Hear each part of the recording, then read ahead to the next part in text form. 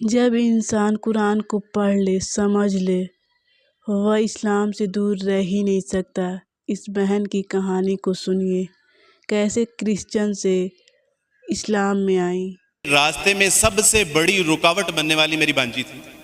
اچھا، ہاں جی، تو وہ اتنی رکاوٹ کہ میرے لیے بد دعائیں کیا کرتی تھی کہ یہ جس نے اسلام قبول کر لیا ہمارے ماموں جان نے اور ہمارے بچے بچیوں کو گمراہ کر رہے ہیں، تو لٹرلی اس کے میرے لیے دعائیں کیا کرتی تھی جولی اٹھا کے کہ اللہ سبحانہ تعالیٰ جی ان کو واپس عیسائیت میں لے آئی۔ یہ وہی تھی انہیں جنہوں نے خود بعد میں خود اسلام قبول کر لیا؟ اللہ سبحانہ تعالیٰ کی توفیق سے، الحمدللہ، کیونکہ انہوں نے جولیاں اٹھا کے شیخ صاحب میرے لیے بد دعائیں کی، میں نے جولیاں اٹھا کے ان کے لیے دعائیں کی، اور بالآخر میری دعا ان کی دعا پہ غالب آ گئی۔ آپ تمام احباب کے سامنے تشریف لا رہی ہیں بیٹی چاند احمد، اور 2 سے 3 منٹ میں یہ جو ہے وہ اپنی مختصر روادات آپ احباب کے سامنے پیش کریں گے۔ پورے انہماک کے ساتھ سماعت فرمائیے۔ السلام علیکم ورحمۃ اللہ وبرکاتہ۔ امید کرتی ہوں آپ سب بہن بھائی خیریت سے ہوں گے، اور اللہ تعالیٰ ہم سب کے روزے ہمارے اعمال کو قبول فرمائے۔ میں نا بڑی روتلو ہوں، تو اس لیے میری آواز شروع میں ہی رونے والی ہو جاتی ہے۔ ہاں، میں وہی انسان ہوں جو وارث ماموں کے لیے بد دعائیں کرتی تھی، لیکن میں ابھی پیچھے ایک بچی کو بتا رہی تھی کہ وارث ماموں اپنی جھولی اٹھا کے راتوں کو دعائیں کرتے ہوتے تھے کہ چاند اسلام قبول کر لے۔ تو دعائیں کبھی رد نہیں جاتی، وہ دعائیں جو اللہ سے مانگی جاتی ہیں وہ دعائیں کبھی رد نہیں جاتی۔ میں نے اپنی 25 سالہ زندگی جو تھی وہ کرسچینٹی میں اچھی خاصی پریچنگ میں گزاری۔ میں چرچ میں پریچ کرتی تھی، کلام پیش کرتی تھی، ایک آپ کہہ لیں کہ کٹر مسیحی تھی میں، اور ایسی مسیحی تھی جو وارث ماموں کو یعنی بولنے نہیں دیتی تھی فیملی میں۔ جب مجھے پتہ چلتا تھا کہ آج وارث ماموں فلاں فیملی میں وزٹ کر کے گئے ہیں، میں اس گھر میں پہنچ جاتی تھی۔ اس سے پہلے کہ وارث ماموں کی بات ان کے ذہن پہ اثر کریں، مجھے خدا کا کلام پیش کرنا ہے، ان کے گھر پہ جا کے دعا کرنی ہے تاکہ شیطان اپنا کام نہ کرے، بیکاز میرے نزدیک وارث ماموں جو کام کر رہے تھے وہ شیطان کا کام تھا، کیونکہ وہ خداوند سے دور کر رہے تھے میرے لوگوں کو۔ تو میں اس فیملی میں پہنچ جاتی تھی، اپنے لوگوں کو چاہتی تھی کہ وہ خداوند کے ساتھ جڑے رہیں، وہ کبھی خداوند کا انکار نہ کریں، وہ یسوع مسیح کا انکار نہ کریں۔ یہ سب میری یعنی میں آپ کہہ لیں کہ ایک اسٹرانگ ورک کرتی تھی۔ مجھے اس چیز کا ڈر رہتا تھا کہ وارث ماموں کی وجہ سے اب مزید لوگ اسلام قبول نہ کر لیں، لیکن کیا پتہ تھا کہ اللہ تعالیٰ مجھے ہی دائرہ اسلام میں لے آئیں گے اور میں ہی وہ شخص بنوں گی جو اسلام قبول کرے گی۔ CSS کر رہی تھی، میں نے BA کمپلیٹ کیا اپنا، اور اس کے بعد میں CSS کر رہی تھی۔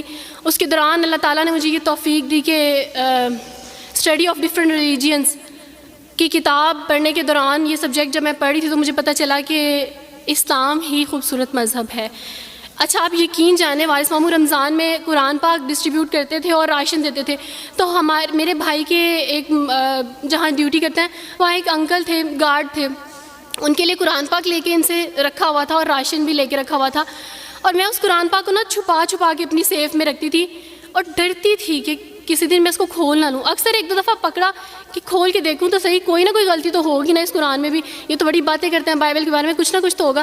لیکن اب یقین جانے ایک ڈر تھا کہ جس دن میں نے اس قرآن کو پڑھا میں اس قرآن کو اپنا دل دے بیٹھوں گی، اور وہی ہوا کہ جب میں نے قرآن پڑھا تو میں اس پر ایمان لائے بغیر نہیں رہ سکی۔ ایک رات وارث ماموں کو کال کی اور ان سے کہا کہ 2 بجے کا لگ بھگ ٹائم تھا، اور ان سے کہا کہ وارث ماموں مجھے آپ سے ضروری بات کرنی ہے۔ تو انہوں نے کہا کہ کیا بات ہے بیٹی، کوئی زندگی موت کی بات ہے؟ تو میں نے کہا کہ ایسے ہی سمجھ لیں، میں رو رہی تھی۔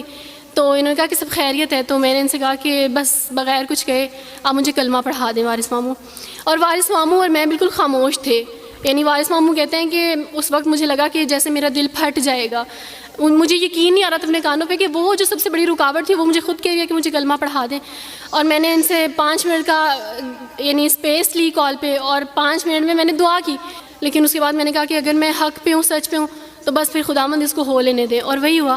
میں نے اسلام قبول کیا اور سوچا تھا کہ CSS کمپلیٹ کرنے کے بعد فیملی میں اناؤنس کروں گی، لیکن اللہ تعالیٰ نے کچھ اور منصوبے بنائے ہوتے ہیں، انسان کے کچھ اور منصوبے ہوتے ہیں۔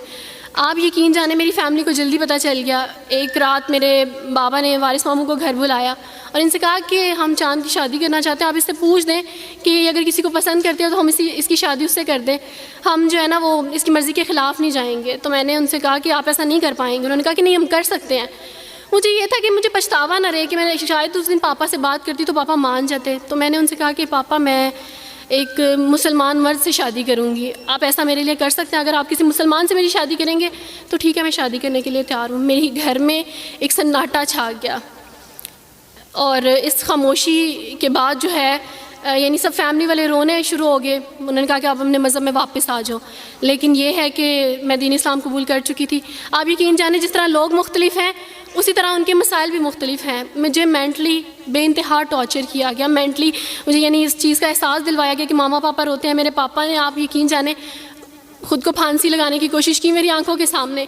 میری ماما نے خود پہ پیٹرول ڈال دیا اور خود کو جلانے کی کوشش کی میری آنکھوں کے سامنے. اور میں اپنے روم میں بیٹھی یہ کہتی تھی کہ اللہ اگر میں حق پہ ہوں نا تو میری فیملی کو کچھ نہیں ہونا چاہیے. پھر بہرحال مجھے میری فیملی سے نکال دیا گیا، یہ اس ڈر سے کہ میری وجہ سے دوسرے بہن بھائی بھی اس راہ پہ نہ چلے جائیں. اور وارث ماموں کو بلا کے مجھے گھر بھیج دیا گیا، ان کے گھر بھیج دیا گیا. جب میں گھر سے آ رہی تھی تو وارث ماموں نے کہا کہ بیٹی اگر آپ کا کوئی سامان ہے تو آپ لے لیں. تو میں نے ان سے کہا کہ اس گھر سے صرف ایک ہی چیز میرے ساتھ جا رہی ہے اور وہ ہے میرا نام جو ماما پاپا نے مجھے دیا تھا. میں چاند رات پہ پیدا ہوئی تھی اس لیے انہوں نے میرا نام چندہ رکھا تھا.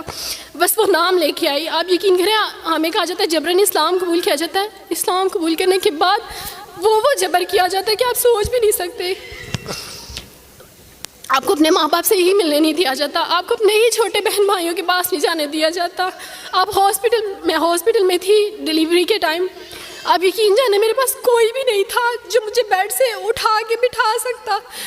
ایسے موقع پہ مجھے اپنے اپنوں کی ضرورت تھی، لیکن میرے اپنوں کے جبر نے میری ماما کو مجھ سے دور رکھا. میرے بہن بھائیوں کو، میرے کرسچن کولیگس نے ہی میری فیملی کو پریشرائز کیا کہ اس کو فیملی سے نکال دیں، کیونکہ اگر آپ اس کو ملیں گے تو مزید لوگ بھی عبدالوارث کی طرح چندہ کی طرح اسلام قبول کریں گے. میں نا ہاسپٹل میں لوگوں سے کہتی تھی کہ مجھے بیڈ سے اٹھا کے بٹھا دیں، سیزیرین کے بعد میں اٹھ نہیں سکتی، میرا بیبی رو رہا ہے، کوئی مجھے بیبی پکڑا سکتا ہے. آئیڈیا ہی نہیں تھا ہاسپٹل میں کیا کیا لے کے جاتے ہیں. میرے پاس ایک ایسا دوپٹہ نہیں تھا جو میں چینج کر سکتی. ایسے موقعوں پہ آپ یقین جانیں آزمائش اور جبر اسلام قبول کرنے کے بعد ملتا ہے. مجھے آپ سب سے توقع ہے، آپ سب اسلامک اداروں سے توقع ہے کہ اب آپ ہمارے لیے سٹیپ لیں. ہمارے اپنوں نے تو ہمیں چھوڑ دیا، انہوں نے جو ہمارے ساتھ جبر کیا اس جبر کے بدلے آپ ہمارے ساتھ نیکی کریں. اب آپ کیا سٹیپ لیتے ہیں نیو مسلمس کے لیے جن پر یہ الزام لگایا جاتا ہے کہ ان پہ جبر کیا جا رہا ہے؟ ہم پہ جبر نہیں، ہم پہ جبر اسلام قبول کروانے والوں نے نہیں کیا، بلکہ جن کے گھروں سے ہم آئے تھے اسلام قبول کرنے کے بعد جبر تو ان کی طرف سے تھا. کبھی کٹے بیٹھ کے روئیں گے. جب گھر میں بتایا تھا کہ اس نے اسلام قبول کر لیا تو ایک سناٹا چھا گیا، اور وہ ایسا سناٹا تھا کہ جس کی چیخیں آج تک سنائی دے رہی. ماں ملنے کے لیے تیار نہیں ہے، باپ ملنے کے لیے تیار نہیں ہے، بھائی ملنے کے لیے تیار نہیں ہے، خاندان نے بائیکاٹ کر دیا. کوئی بات وہ بچے یہ سارے آپ کے بہن بھائی بیٹھے ہوئے ہیں.